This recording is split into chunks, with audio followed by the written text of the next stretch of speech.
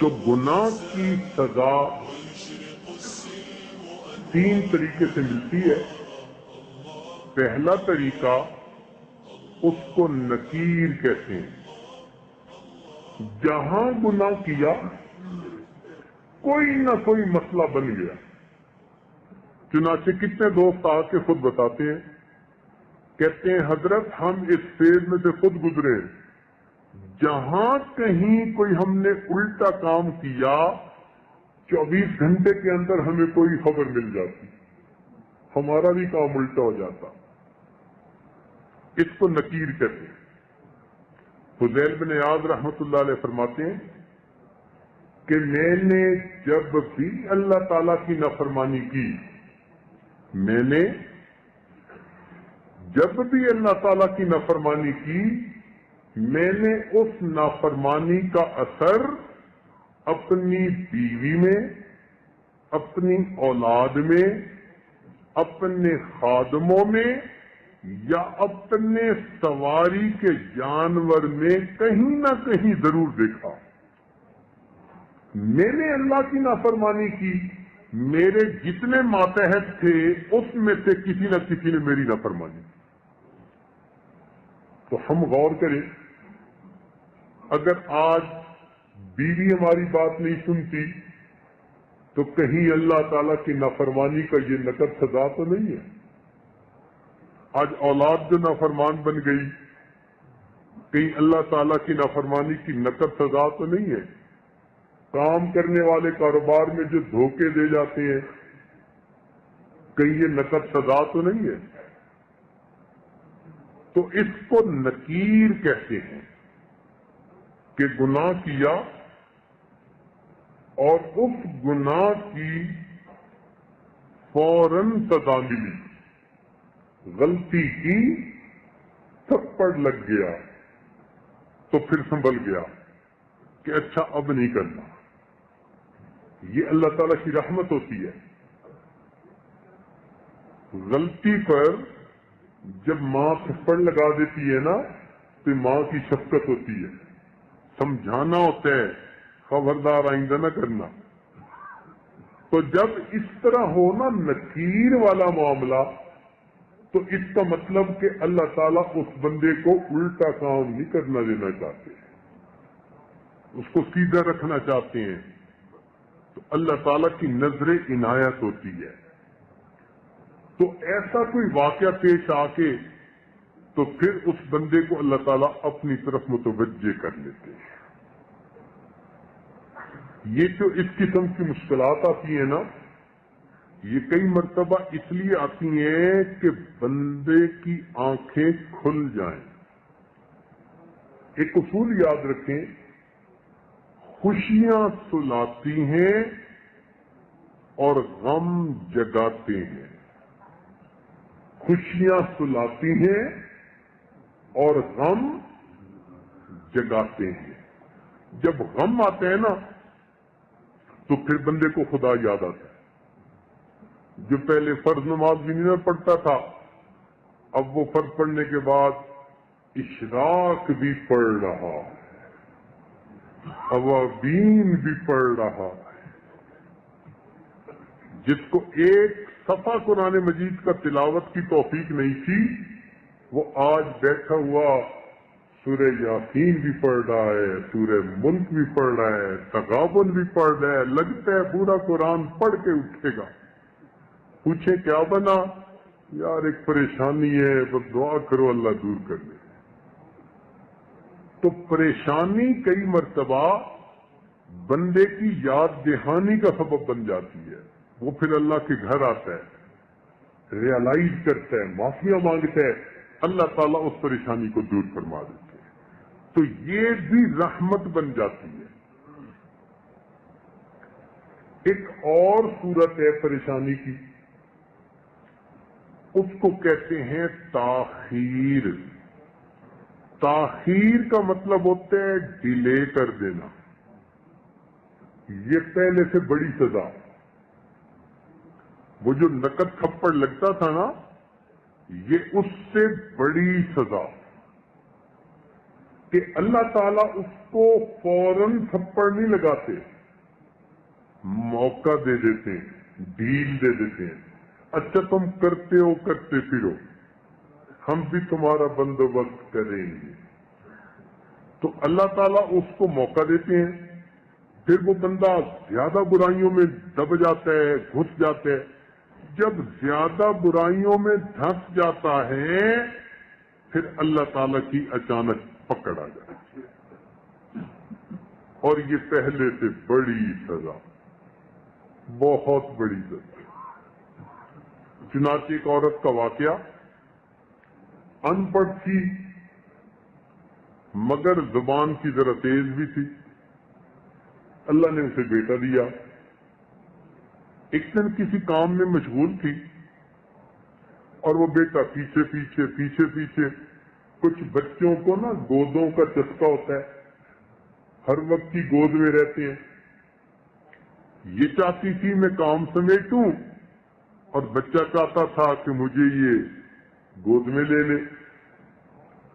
تو اس نے اس کو دکھایا، فیڈر بنا کے دیا اور اس کو کہا کہ خبردار جو اب اٹھ کے میرے پیچھے آیا. فیڈر دودھ پی اور یہیں لیٹا ہے. وہ بچہ تھا، اس نے تھوڑی دیر دودھ پیا، جب بھوک ختم ہو گئی وہ اٹھا، پھر ماں کے پیچھے امی امی امی. اب یہ غصے میں آ گئی، اور جب غصے میں بندہ آ جاتا ہے نا اس کو سمجھ نہیں آتی کہ وہ کر کیا رہا ہے.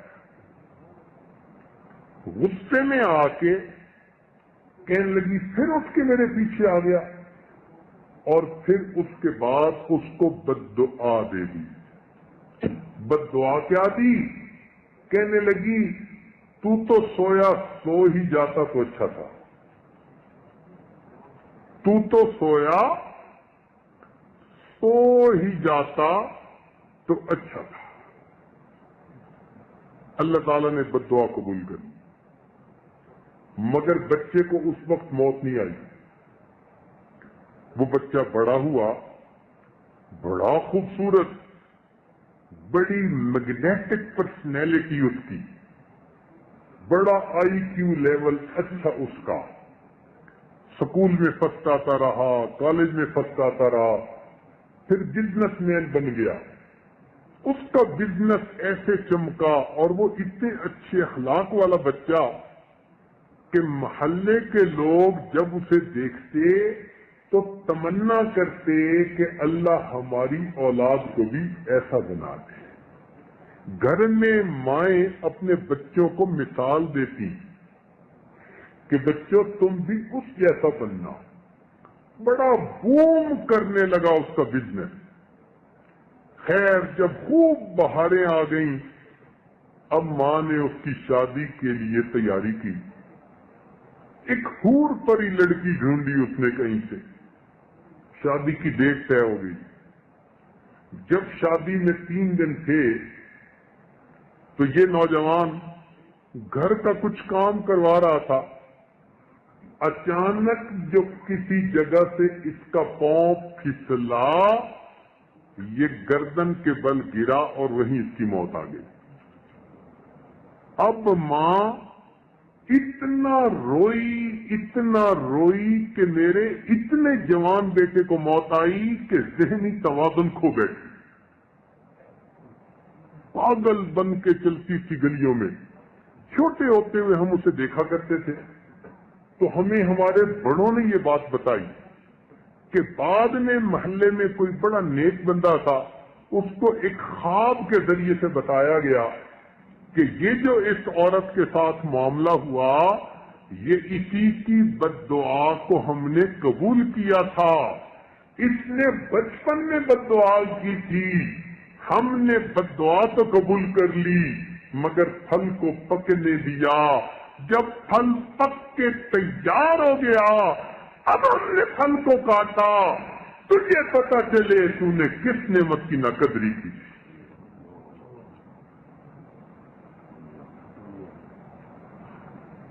کتنی بہنیں ہیں جو اپنے بھائیوں کو بددعا دیتی ہیں، کتنی مائیں ہیں اپنے بیٹوں کو بد دعا دیتی ہے، کتنی بیویاں ہیں اپنے خاندوں کو بد دعا دیتی ہیں، پھر بعد میں بیٹھ کے روتی ہیں۔ تو کیا پتا ہماری ہی بد دعا جو کبھی غصے میں کی تھی آج جا کے اس کا اثر ظاہر ہوا۔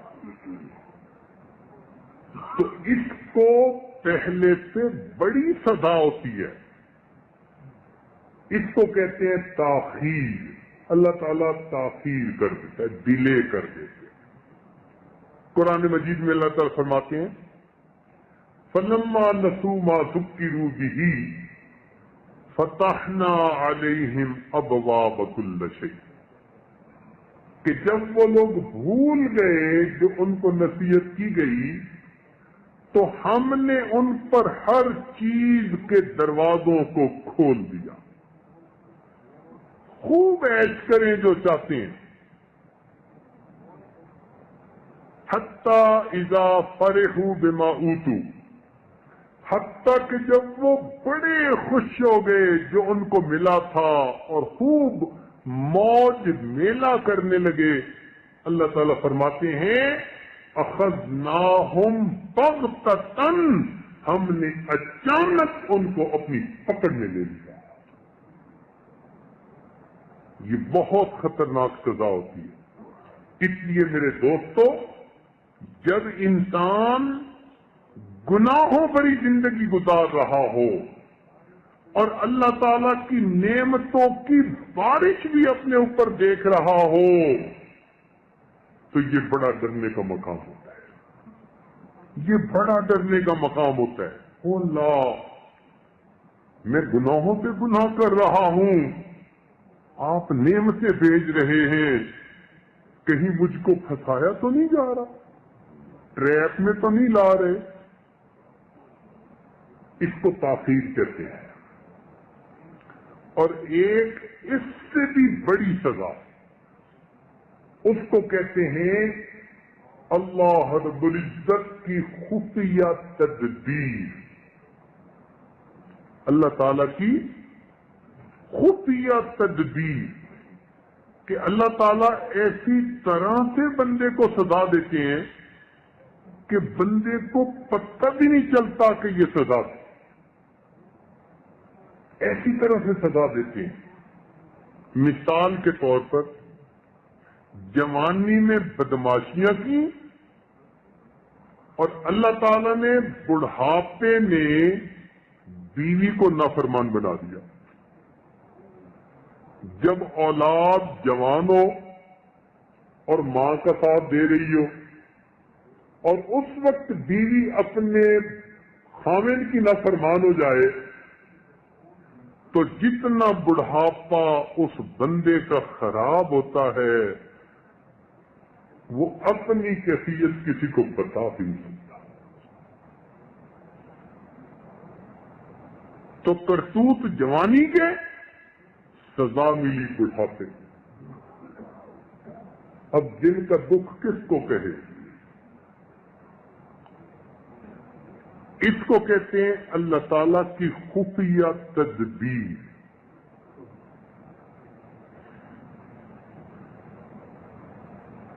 کوئی بیماری ایسی دے دی، نعمتوں سے محروم کر دیا۔ چنانچہ ایک عورت نے خط لکھا کہ حضرت 7 سال ہو گئے، میں قسموں قسم کے کھانے بناتی ہوں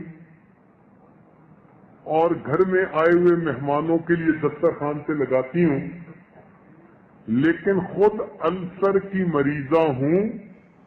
7 سال میں فقط جوسز وغیرہ پی کے گزارا کرتی ہوں، لیکوڈ چیزیں، روٹی کا ایک لقمہ بھی میرے منہ میں نہیں گیا، میں روٹی کو ترستی ہوں۔ اب 7 سال سے جس سے اللہ نے روٹی کی نعمت کو جو چھین لیا،